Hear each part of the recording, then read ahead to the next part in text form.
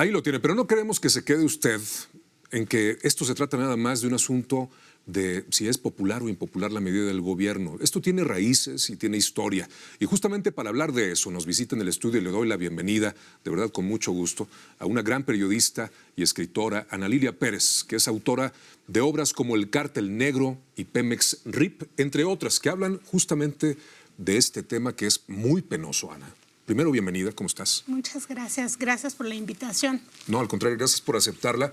Y es justo para hablar, mire, aquí tengo Pemex RIP. Y digo es muy penoso porque Pemex era el orgullo de los mexicanos, era la gran empresa de la nación. ¿Y qué pasó? ¿Cómo llegamos de eso, que era un emblema internacional de México, a lo que estamos viviendo, a lo que la gente está padeciendo ahorita? Que parece apocalíptico, ¿no? Pues pareciera. Pues es lo que hoy vive la población, ese efecto de lo que ocurría ya en Petróleos Mexicanos desde hace muchos años, que era un saqueo.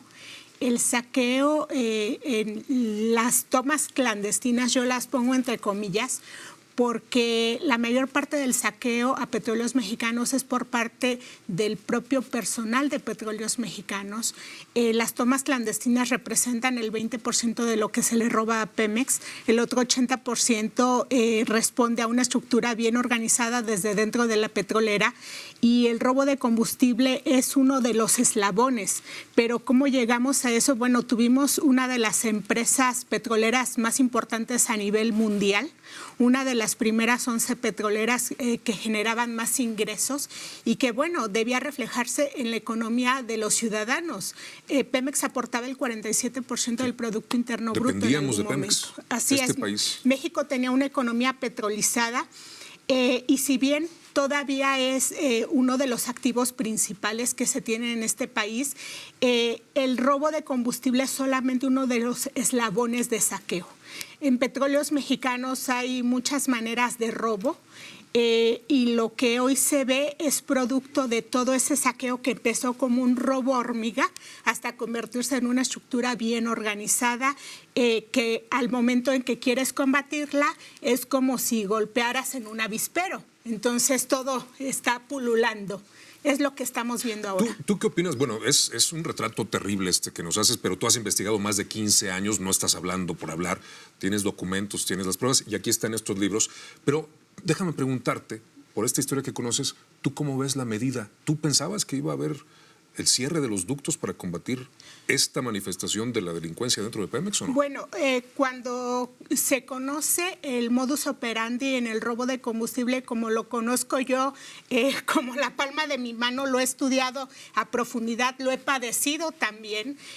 Yo publiqué un libro en el año 2011 que se llama El Cártel Negro y el subtítulo de ese libro es Cómo el crimen organizado se ha apoderado de Pemex.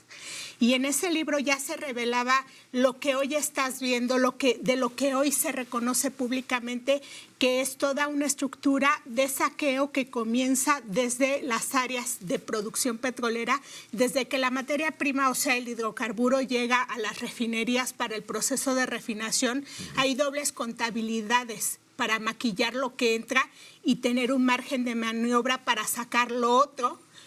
Con pipas, por eso se habla de tantos volúmenes de pipas que se le roban a Pemex. Hay un modo de operar de la doble facturación y el tema de los ductos. Todo el sistema de transporte o una parte del sistema se hace por poliducto.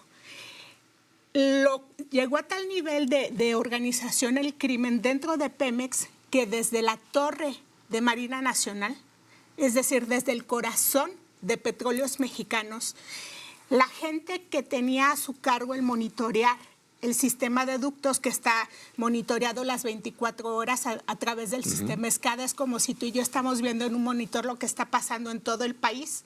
Lo que hacían era permitir que se robaran ese combustible intermitentemente. Bueno, esto lo ha retomado el presidente, lo ha dicho así con estas mismas palabras y ahora decidió combatir cerrando los ductos. Y esto es todo lo que yo planteaba ya desde el libro El Cártel Negro y un punto importante, las tomas paralelas. Y aquí viene la respuesta a la inquietud y a la inquietud que tiene la ciudadanía de por qué cerrar los ductos. Bueno, en la red de poliductos de Petróleos Mexicanos hay todavía porque al parecer se está desmantelando una parte de esto, no sé qué tanto avance haya, pero redes paralelas. ¿Qué significa? Que tenías tu red legal, pero al lado tenías conexiones alternas. ¿Quiénes realizaban esas conexiones? El personal de Petróleos Mexicanos. A ver, una pregunta, ¿un plomero muy avesado, muy hábil, puede manipular una tubería de este tipo? No, por supuesto que no. Y un ciudadano común no sabe dónde se ubican los ductos de Pemex, ni sabe dónde, en qué tiempo va a correr tal o cual hidrocarburo. Por el poliducto pueden pasar los más diversos productos de Petróleos Mexicanos y cuando hablamos de huachicolero debemos quitarnos esa idea de la gente que llegue a perforar y se lleva su garrafoncito. Eso así no es como funciona el robo de combustible. El robo de combustible funciona cuando el personal de la torre de control de Pemex monitorea, llama a quienes van a hacer la perforación, que son personas altamente especializadas en manipulación de válvulas, hacen la conexión y permiten que esa conexión paralela funcione. Hay otra modalidad que se le llama toma en caliente. La toma en caliente es una perforación instantánea donde la realiza el personal de Pemex, llama a los huachicoleros que tienen los camiones que vemos circular cargados, llama a los cargadores, así se les define, acuerdan con la policía local de qué hora a qué hora van a entrar a cargar y hacen la carga. Así es como funciona el robo de combustible.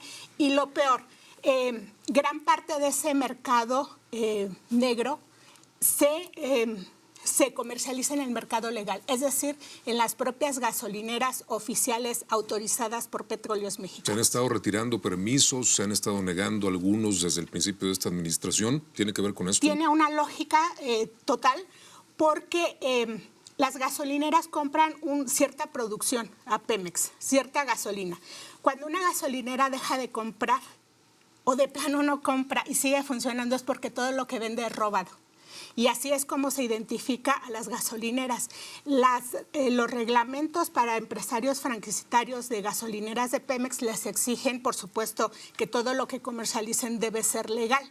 Pero lo que comenzó a ocurrir en muchas áreas era que el empresario, en vez de comprarle a Pemex, empezaba a comprar a los ordeñadores, que a veces eran los propios transportistas de Petróleos Mexicanos, o compraba una parte a Pemex y otra parte a los ordeñadores. Los estados que estamos viendo afectados, que son básicamente 6, digo, hay problemas en otras ciudades, pero a nivel de estado son 6. Guanajuato resalta mucho, ahí está la refinería de Salamanca, pero tiene que ver, de acuerdo a tu experiencia y tu investigación, ¿estos territorios están vinculados a este tipo de tráfico? ¿Es porque ahí se daba más? Es una de las hipótesis que se ha manejado. Sí, completamente. Estado de México, por ejemplo. Te podría decir que la refinería de Salamanca es el origen del huachicol en México. Y el huachicol no comienza con el robo de gasolina, sino de asfalto. ¿Por qué de asfalto? Porque era lo más fácil de comercializar. ¿Quiénes lo comercializaban? Los propios transportistas de pipa, que eran a quienes se les encargaba movilizar este producto. ¿Quiénes eran los transportistas? Empleados sindicalizados de Pemex. El ser chofer de pipa en Petróleos Mexicanos es uno de los puestos más cotizados. El líder del sindicato petrolero, por ejemplo, tiene un puesto de chofer de pipa. El personal sindicalizado es altamente responsable en este robo. ¿Por qué? Porque son quienes controlan todos los procesos de producción. La gente encargada también cotidianamente de manipular los ductos, de darles mantenimiento, de hacer las labores en los campos, son personal sindicalizado. Sin embargo, de esta responsabilidad no se puede eximir a personal de confianza porque en las refinerías, en las terminales de almacenamiento, los jefes son personal de confianza. ¿Los directores de Pemex no saben de estas cuestiones? El director de Pemex cada día recibe un informe en tiempo al día de lo que está entrando a una refinería y lo que llega a una terminal de almacenamiento. Y los números nunca cuadran. Y si los números no te cuadran, es porque hay robo. Y los directores son informados de esto. Además, hay que recordar que el funcionario público tiene responsabilidad por colusión o por omisión. Es doble y es gravísimo. De eso le hablábamos. No queríamos y no queremos que se quede usted con la impresión de que esto se trata nada más de si es magna o si es premium, de si hay o no hay. Es un asunto mucho más profundo. Y si usted quiere conocer todos los detalles, la historia, más de 15 años de investigación de esto que acaba de escuchar, esta es la mujer que se ha aventado ese tiro y ella es la que más sabe de toda esta historia. Este es el libro más reciente, es Pemex RIP. Hoy sabemos la situación de Pemex. Es editorial Grijalbo, Vida y Asesinato de la principal empresa mexicana. Lo que antes era orgullo y hoy usted acaba de escuchar en lo que se ha convertido. Así que estamos hablando de una medida que puede ser impopular, pero de acuerdo a todo esto que nos ha revelado, a todo esto que has investigado, que está documentado, es ineludible. Bueno, yo sí quisiera que la ciudadanía también hiciera conciencia de que cuando hablamos de huachicol no estamos hablando de comprar o no algo barato. Estamos hablando de violencia, de muerte, de sangre, estamos hablando de crimen organizado al más alto nivel.